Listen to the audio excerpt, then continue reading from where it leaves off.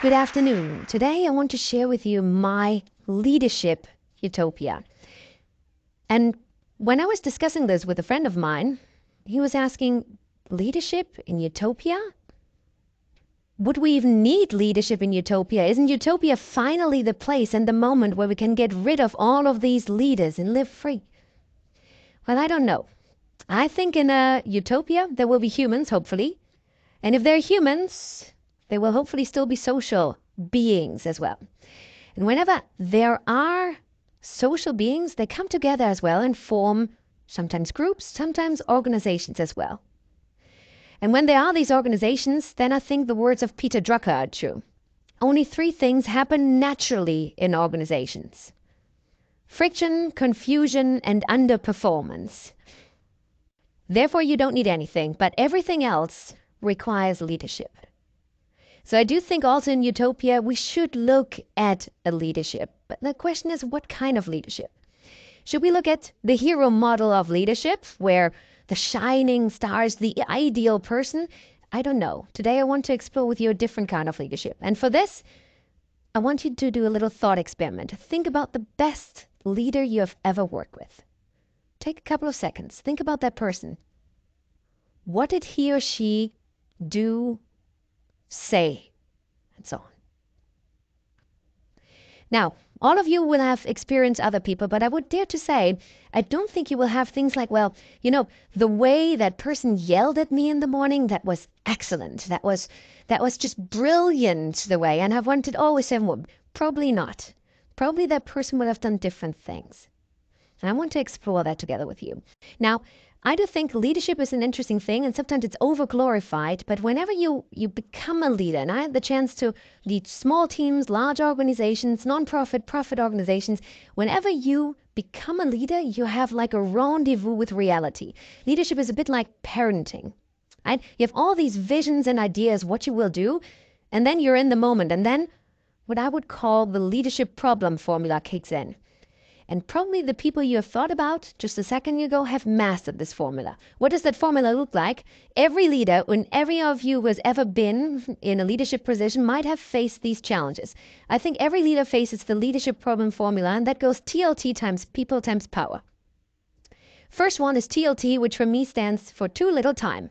There's just not enough time to do things, and you can't pass around or somebody will take care of it. No, it's you, and then you need to do something. And what many people then fall back in is what I would call the headless chicken syndrome. They run around and say, oh, no, you do that, you do that, you do that, you do that. And that might then not be the greatest leadership. Then comes as well people. All leaders have to deal with people. And for me, I'm always reminded of my very first official leadership position more than 10 years ago. So I would have my first direct reports, and the first direct report was coming into the room, and I had it all lined up. I had the vision, I had the team spirit, I had the story to tell, basically. And that was a very assertive young gentleman who came to me and said, Lars, that's all nice, but I have a question for you. Actually, I studied the email policy of the company. And I have a motto I live by. And I always include this, and I have this for the past 5 years. I'll always include this in my email signature. Can I do this as well in this company? And there was, with all my stories and with all my vision and so on, it was like, what? Is that what leadership is all about? So I was studying the manuals for 2 hours and so on. Finally, we said, okay, let's go ahead with this one. But everybody who's ever led will see, like, that's not always about the glorious and shiny things. That's all about the little things, the little discussion that we have to do. The last element is power. And that's an interesting one.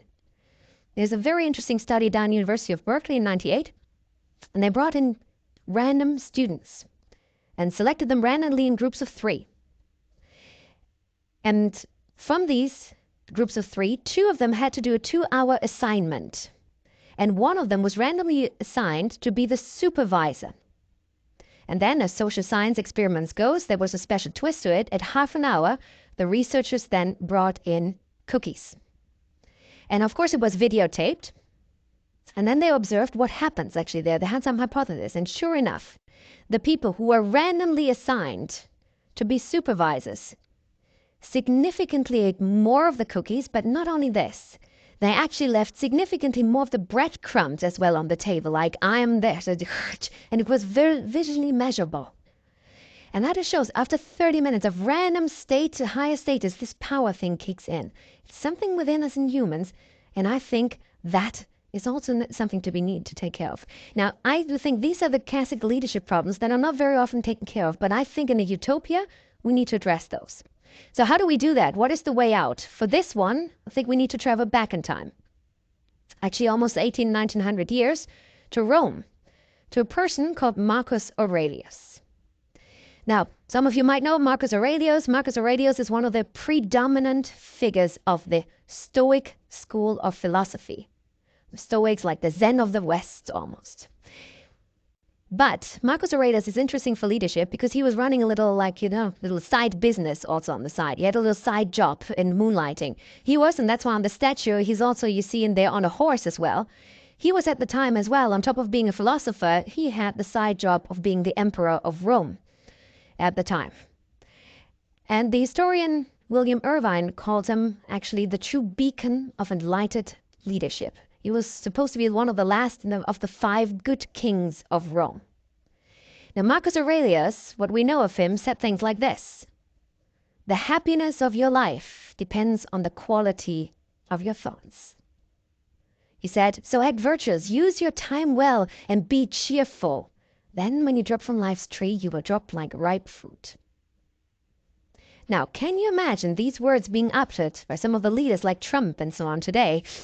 Most likely not really. What did he do? And we know a couple of things that were transmitted from this one. I think that is a sign for utopia leadership that we can dive into. He was focusing a lot of his time on a field which I would call self-leadership. Leading oneself first before going out and leading others.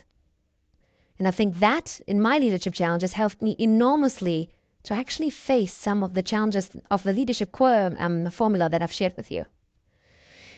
The founder of Visa, D. Harkwan, said, if you want to lead, invest at least 40% of your time in leading yourself first before you go out to others. Now, how do you do that? And what I want to share with you are a couple of strategies that I've tested, that I've worked with, and so on, to really try to see what can we do with that field of self-leadership.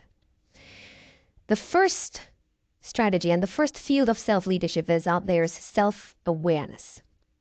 When you become a leader, it's actually some of the crucial things to be self-aware of yourself, but it's getting more and more difficult. Any of you have ever been in a leadership position, if you've ever tried to ask for feedback, that's not so easy. Huh? You ask like, hey team, hey group, do you have some feedback? And very often what you encounter is this silence.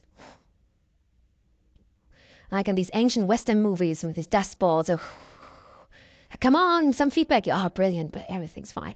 And no, that's not right. You're signing the paycheck, basically. And they're like, oh, no, great, brilliant. Now, there are some ways, of course, to learn to ask also for better feedback. But one of the things I think every leader can do is to check that for themselves. And one of the tools that I have is what I would call the character traits check. A character traits check. You can do that on a rainy Sunday. And do the following. Ask yourself, for example, what was the worst leader that you ever had? And then think what your face does then with this. This is me reflecting upon this. And then go further and ask, what did he or she do actually to be such a worst leader?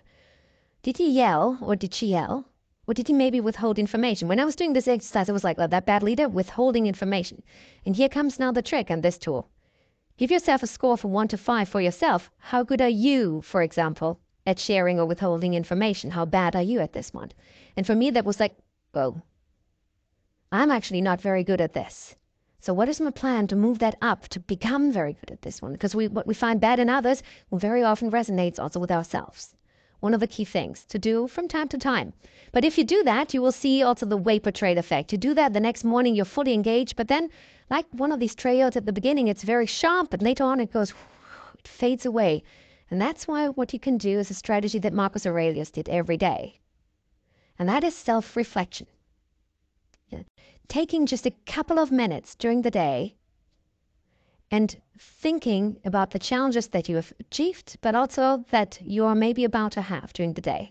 Marcus Aurelius was famous for doing that in the night, For me, this 5-minute reflection, sometimes I did in the evening, sometimes also in the morning, going to Pain Quotidien, having a quick coffee, and then just opening my black book and just asking a couple of questions. What are the challenges that I'm about to see? How did my leadership go yesterday? How would the leader I would like to be do and face the challenges that I'm about to face today? Then asking this and putting this answer in just 1 or 2 minutes of those. Actually, the interesting studies, University of California, just 1 or 2 minutes of those can help raise your compassion level as well for others and maybe beat that cookie problem that we've talked about earlier as well before. Self-reflection, 2 to 5 minutes. And then we come to the last one, and that is self-regulation. You've done your awareness, you've done your reflection, but you still will encounter the moments. You will still encounter the meeting, the discussions that you have where people come in who've promised you, yes, I will do everything, I will have everything ready. And they come in the room and say, and let's talk it. Like, let's talk what? But the report you said was ready. Oh, sorry, I don't have this. And all the other things, the people who challenge you think they should be on your side and you should be on the other side and so on. And all these moments that you will face as a leader, when these moments you think that, stop doing this, do what I told you now. This is, of course, not the best leadership. But how do we best do that? Self-regulation. And one tool that has helped me enormously is what is called reframing. Reframing is a simple tool where you think where you have this coming up like, I want you to, no, you stop. And ask yourself for 1 to 2 seconds. Well, on a scale from 1 to 10, how important is that issue right now? With 10 being really my life goal, so to speak. Where is that? If it's a 10, well, then you better engage really fully in it. But maybe very often it's more like a 2 or 3 and so on. And that reframing, that taking a step back can help you enormously in actually addressing the situation. Small strategies, small things, but what I would encourage you to do is think about this when you have a leadership position. Invest this time in self-awareness, self-reflection, self-regulation, and in self-leadership in general before you go out and lead others. Because very often we hear about leadership like people want to lead others, who want to do everything. Why not start first leading yourself? I think if we all did this will lead to leadership utopia that we can strive for. And I think we can start all by doing now. And hopefully if you all start doing now and somebody asks in 10, 20 years, maybe in our utopia, the question, who was the best leader that you've ever worked with? Then maybe they think of you. Thank you.